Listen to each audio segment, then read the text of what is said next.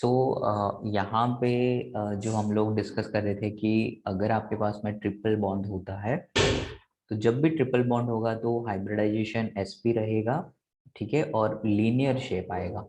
तो linear shape जब भी होगा तो यहाँ पे क्या होगा, ये जो साइक्लिक कंपाउंड है उसमें कभी आपको ट्रिपल बॉन्ड देखने को नहीं मिलेगा, ठीक है। तो जनरली हम लोग अवॉइड करते हैं, जैसे मान लो कोई साइक्लिक कंपाउंड है, you have cyclic compound like this, तो इसमें आप है ना ट्रिपल बॉन्ड नहीं बना सकते, है ना। ट्रिपल बॉन्ड इज अनस्टेबल, ये सिचुएशन क्या होगा, हाईली अनस्टेबल, हाईली अनस्टेबल। कारण क्या है, तो आपको पता है कि when we have triple bond the hybridization of carbon will become sp, और sp का मतलब होता है लीनियर, और लीनियर जब चीज होगी तो भाई रिंग बन नहीं सकती ना यहाँ पे, ये चीज ऐसे सीधी हो जाएगी, तो सीधी हो जाएगी तो ring formation is not possible. So ring formation become difficult, becomes difficult, ठीक है। सो रिंग फॉर्मेशन डिफिकल्ट हो जाएगा, सो डेफिनेटली आपको क्या मिलेगा, मतलब ट्रिपल बॉन्ड आपको देखने को नहीं मिलेगा। So generally triple bonds is not observe in the cyclic compound. तो यहाँ पे लिख सकते हैं कि triple bond in cyclic compound rarely found, ठीक है। तो वो बहुत कम चांस होगा, एक्सेप्शन इसका क्या है, वही बेंजाइन, ठीक है, जो कि इंटरमीडिएट है, रिएक्शन इंटरमीडिएट है, एक्सेप्ट दिस वन, ये बेंजाइन जो होता है इसको छोड़कर, ठीक है। तो ये बेंजाइन ही एक स्पेशल केस है जिसमें आपको क्या मिल रहा है, ट्रिपल बॉन्ड। तो इस तरह की सिचुएशन आपको मिलेगी नहीं, ठीक है। तो ये चीज आपको याद रखनी है। I guess now it is clear about aromatic character, aromatic compounds, हमने बहुत सारे एग्जाम्पल भी कर लिए हैं, ठीक है। अब हमारा एक टॉपिक है, छोटा टॉपिक हम है उसको चर्चा कर लेते हैं, जो हमारा बेसिक स्ट्रेंथ है उसके बारे में हम बात करते हैं। Basic nature in organic compound, ठीक है। तो ऑर्गेनिक कंपाउंड में बेसिक नेचर कैसे देखेंगे, तो जनरली हम लोग क्या करते हैं कि उसका लुइस जो डेफिनेशन है, लुइस कॉन्सेप्ट, उसके ऊपर काम करते हैं। तो लुइस कॉन्सेप्ट क्या कहता है, lone pair donor, lone pair donor जो होते हैं वो बहुत अच्छे क्या होते हैं, बेस होते हैं, ठीक है। तो अब ये लोन पेयर डोनेट कौन करेगा, ठीक है। तो जनरली ऑर्गेनिक में क्या होता है कि हमारे पास ये वाटर है, तो ये आपको लोन पे डोनेट करके देगा। तो ये एक टाइप का लुइस बेस है। अल्कोहल है, ये भी एक टाइप का लुइस बेस है। ऐसे ही थायोल है, this can also act as a Lewis base. ऐसे ही आपके पास ये फोस्फीन है, ठीक है, this is also have a lone pair. ऐसे ही यू हैव अमोनिया, ठीक है। सो ये अमोनिया भी आपको क्या करके देगा, लोन पेयर डोनेट करके देगा।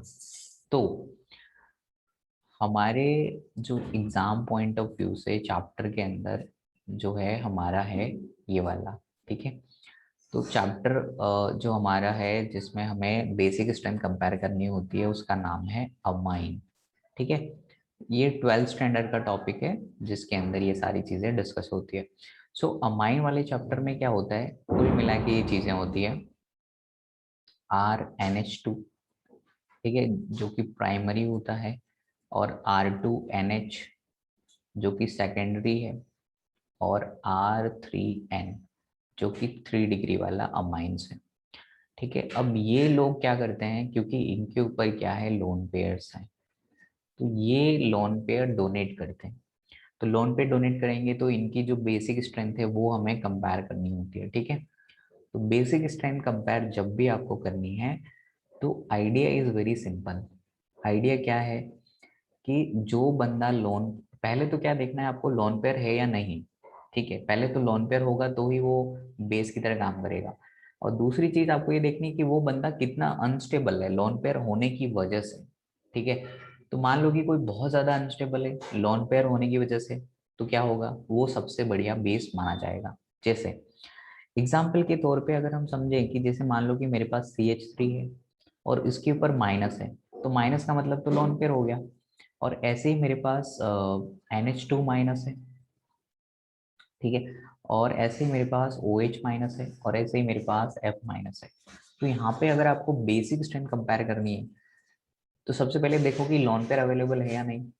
तो आप देख पा रहे हैं सभी के पास लोन पेयर है। तो सबके पास लोन पेयर है, तो क्या ये डोनेट करने की ताकत रखते हैं? हाँ, डोनेट करेंगे बिल्कुल, क्योंकि ये अनस्टेबल है। तो डोनेट सबसे पहले कौन करेगा? ऑब्वियसली कार्बन करेगा, क्योंकि कार्बन को इलेक्ट्रॉनों से प्यार नहीं है। Carbon is less electronegative. तो ये हो गया आपका बेसिक स्ट्रेंथ का ऑर्डर। ठीक है, तो बेसिक स्ट्रेंथ का ऑर्डर जो आएगा वो ये आ जाएगा। ठीक है, यानी कि CH3 माइनस, कार्बन पे जब भी माइनस होगा वो बहुत अच्छा बेस माना जाएगा। ठीक है, तो स्ट्रॉन्ग बेस की कैटेगरी में आएगा ये। नाइट्रोजन के ऊपर जब भी माइनस होगा, ये भी हमारा स्ट्रॉन्ग बेस की कैटेगरी में आएगा, और ये भी हमारा स्ट्रॉन्ग बेस। तो यहाँ पे देख लीजिए ये तीनों लोग स्ट्रॉन्ग बेस की कैटेगरी में आएंगे। ठीक है, तो स्ट्रॉन्ग बेस की कैटेगरी में ये लोग आएंगे। तो एग्जाम्पल के तौर पे समझते हैं, जैसे CH3 माइनस कब होगा? तो एक होता है हमारा, जैसे मान लो CH3, और ये कनेक्ट हो Mg के साथ, और यहाँ पे मान लो क्लोरीन है। तो ये जो यहाँ पे रिएजेंट है, इसको मैं ऐसे लिख सकता हूँ RMgX। ठीक है, तो ये जो RMgX होता है, ये वाला जो पोर्शन होता है, इसको हम लोग बोलते हैं ग्रिग्नार्ड रिएजेंट। इसको क्या बोलते हैं? Grignard reagent. तो ये हो गया आपका ग्रिग्नार्ड रिएजेंट। ठीक है, तो ये ग्रिग्नार्ड रिएजेंट जो है वो काफी अच्छा बेस है। क्यों है? कारण बहुत सिंपल है। मैग्नीशियम के ऊपर आपको पता है प्लस चार्ज होगा, दो प्लस होंगे मैग्नीशियम के ऊपर, एक यहाँ पे माइनस होगा और एक यहाँ पे माइनस होगा। सो बेसिकली हम लोग इसमें पार्शियली बॉन्ड दिखाते हैं। ठीक है, इस तरीके से। तो बेसिकली ये वाला जो पोर्शन है, ये वाला पोर्शन जो है, ठीक है, ये हमारा किस तरह से बिहेव करेगा? This will behave as a strong base. तो ये आपका एक स्ट्रॉन्ग बेस की तरह काम करेगा। ठीक है, तो ये जो कंपाउंड है, एक एक टर्म होता है, अभी के लिए याद कर लो, organometallic compounds. Organometallic compounds simple आपको याद रखना है। ये कंपाउंड क्या होते हैं? ऐसे कंपाउंड जिसमें carbon metal bond is present. Carbon metal bond is present. तो ऐसे कंपाउंड जिसमें कार्बन मेटल बॉन्ड प्रेजेंट होगा, उनको हम लोग क्या बोलेंगे? ऑर्गेनोमेटालिक। तो ऑर्गेनोमेटालिक में हम क्या ग्रिग्नार्ड रिएजेंट को रख सकते हैं? यस। सो ग्रिग्नार्ड रिएजेंट एक टाइप का क्या है? ऑर्गेनोमेटालिक कंपाउंड है। Organometallic compound. ठीक है, और जितने भी ऑर्गेनोमेटालिक कंपाउंड होते हैं उसमें एक खास बात निकल के आती है कि कार्बन के ऊपर डेल्टा माइनस होता है, और मेटल के ऊपर, जो मेटल होता है उसके ऊपर डेल्टा प्लस होता है। Because everyone know about this concept कि metals are electropositive in nature. तो मेटल जनरली इलेक्ट्रॉन को डोनेट करेंगे, तो इसलिए उनके ऊपर पार्शियल पॉजिटिव चार्ज होगा। और सामने जो कार्बन है, because of high electronegativity compare to metals, that will hold electrons towards itself। तो जो यहाँ पे जो बॉन्ड आपको दिख रहा है, ये बॉन्ड के सारे इलेक्ट्रॉन किस तरफ शिफ्टेड होंगे? कार्बन की तरफ। ठीक है, तो ये पोलराइज बॉन्ड रहेगा, और इस वजह से ये जल्दी से ब्रेक हो जाएगा। ठीक है, तो जितने भी ऑर्गेनोमेटालिक्स हैं, जैसे मान लो कि मैंने लिखा R2, कॉपर और लिथियम, तो ये हमारा जो रिएजेंट है, ये भी हमारा ऑर्गेनोमेटालिक है। ठीक है, तो इसका नाम है गिलमान्स रिएजेंट। ठीक है, नाम याद रख लीजिए, गिलमान्स रिएजेंट। ठीक है, तो ये भी हमारा ऑर्गेनोमेटालिक है और यहाँ पे भी क्या होगा, ये स्ट्रॉन्ग बेस की तरह काम करेगा, जो आर होगी वो अल्काइल ग्रुप। ऐसे ही you have something like R2 zinc, तो ये भी हमारा ऑर्गेनोमेटालिक है और इसका कोई नाम नहीं है तो टेंशन नहीं है, ज्यादा नाम याद नहीं भी रहते हैं तो चलता है। R2CD, ये भी हमारा ऑर्गेनोमेटालिक्स है। और अगर आपने इस तरह के कंपाउंड देखे, निकेल, कार्बन मोनोऑक्साइड और 4 इस तरह के, सो निकेल टेट्रा कार्बोनिल बोलते हैं इसको। ठीक है, this is nickel tetra, tetra मतलब 4 और CO को बोलते हैं कार्बोनिल, तो टेट्रा कार्बोनिल। ठीक है, तो ये निकेल टेट्रा कार्बोनिल है, ये भी एक ऑर्गेनोमेटालिक कंपाउंड है। क्यों ऑर्गेनोमेटालिक है? सो ऑब्वियसली यहाँ पे निकेल क्या करेगा, कार्बन के साथ बॉन्ड बनाएगा और इस तरह से ये आपको दिखाई देगा। ठीक है, सो ये हमारा इस तरह का स्ट्रक्चर रहेगा, मतलब ये टेट्राहेड्रल स्ट्रक्चर है। तो you can draw the tetrahedral structure for the same, but idea is very simple. When we have carbon and metal bond, ठीक है, then we are calling those molecule as a organometallic compounds. तो एक आध बार MCQ में पूछा भी गया है कि which of the following are organometallic compounds, तो याद रखना है कि जब कार्बन और मेटल का बॉन्ड होगा तो उसको ऑर्गेनोमेटालिक बोलेंगे। जैसे मान लो कभी आपको मिल जाए R लिथियम, कभी मिल जाए R सोडियम, इस तरह के जितने भी स्पीसीज आपको दिखाई देंगे वो सब क्या होंगे, ऑर्गेनोमेटालिक। आर का मतलब यहाँ पे अल्काइल है और अल्काइल का मतलब है कार्बन। ठीक है, so this is the basic idea. ठीक है, तो कुल मिला के मैं ये कह रहा हूँ कि ऑर्गेनोमेटालिक जो भी होंगे उसमें अगर अल्काइल ग्रुप हो गया तो वो अल्काइल ग्रुप क्या होगी, बेसिक होगी। समझ में आ गई बात? तो alkyl group will be a basic thing. ठीक है, बेस होगा वो। आगे चल के आपको एक और कॉन्सेप्ट में पढ़ाऊंगा जिसको हम लोग बोलेंगे न्यूक्लियोफाइल। ठीक है, तो बेस और न्यूक्लियोफाइल पैरेलली चलते हैं लेकिन दोनों में थोड़ा सा डिफरेंस भी होता है। ठीक है, तो will talk about that also later on. ठीक है, अब एक चीज समझिए आप कि जो अमाइंस होते हैं ना वो बेस होते हैं, वो बात तो सही है। ठीक है, तो अब अमाइन की जो बेसिक स्ट्रेंथ है वो कैसे हम डिसाइड करते हैं? जैसे मान लो कि मेरे पास एक इस तरह का मॉलिक्यूल है, एग्जाम्पल से समझने में ज्यादा आसानी से समझ आ जाता है। जैसे मान लो कि यहाँ पे NH2 बना हुआ है और एक मेरे पास मॉलिक्यूल है इस तरह का, और यहाँ पे भी NH2 है और इस बार यहाँ पे मैंने बेंजीन रिंग बना दी है। ठीक है, तो आपसे पूछा जाए कि इसमें से बेस अच्छा कौन है, who will act better base, तो आप देखेंगे सबसे पहले तो लोन पेयर अवेलेबल है या नहीं है, तो यहाँ पे लोन पेयर अवेलेबल है। और इस तरफ आप देखेंगे सिस्टम के अंदर तो पाई इलेक्ट्रॉन भी है यहाँ पे, तो पाई इलेक्ट्रॉन भी डोनेट किए जा सकते हैं, यस। लेकिन जब आप पाई इलेक्ट्रॉन को डोनेट करोगे तो मॉलिक्यूल की एरोमेटिसिटी खत्म हो जाएगी। और मैंने आपको क्या बताया है कि ऑर्गेनिक केमिस्ट्री के अंदर या केमिस्ट्री के अंदर कोई मॉलिक्यूल के पास एरोमेटिक कैरेक्टर है तो वो कतई कभी ये दुस्साहस नहीं करेगा कि वो एरोमेटिक कैरेक्टर खो दे, है ना। एरोमेटिक कैरेक्टर खोने के लिए उसके पास कोई वजह होनी चाहिए। तो जनरली जो मॉलिक्यूल होते हैं वो एरोमेटिक कैरेक्टर को नहीं खोना चाहते। तो ऑब्वियसली ये जो पाई इलेक्ट्रॉन आपको दिख रहे हैं 6 पाई इलेक्ट्रॉन, वो तो डोनेट होने से रहे, तो ऑब्वियसली ये जो लोन पेयर है वो डोनेट हो सकता है।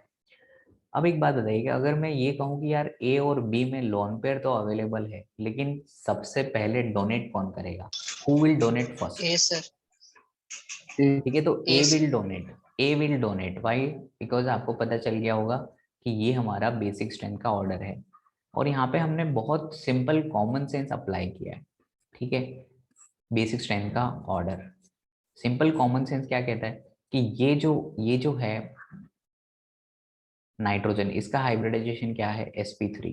ठीक है, और ये जो लोन पेयर है यहाँ पे क्या हो रहा है, इस केस में जो लोन पेयर है वो कैसा है, लोकलाइज्ड है, it is not delocalised. Localised lone pair वो उसका खुद का है, present in the sp3 orbital, present in sp3 hybrid orbital. ठीक है, हाइब्रिड ऑर्बिटल में प्रेजेंट है। बट अगर हम इस केस की बात करें तो ये नाइट्रोजन का हाइब्रिडाइजेशन सबसे पहले तो लिख लो sp2 है, ये sp3 हाइब्रिडाइजेशन नहीं है। और ये जो लोन पेयर है ये कैसा है, this lone pair is delocalised, delocalised due to resonance. तो ये रेजोनेंस की वजह से क्या हो रहा है, डीलोकलाइज होता है।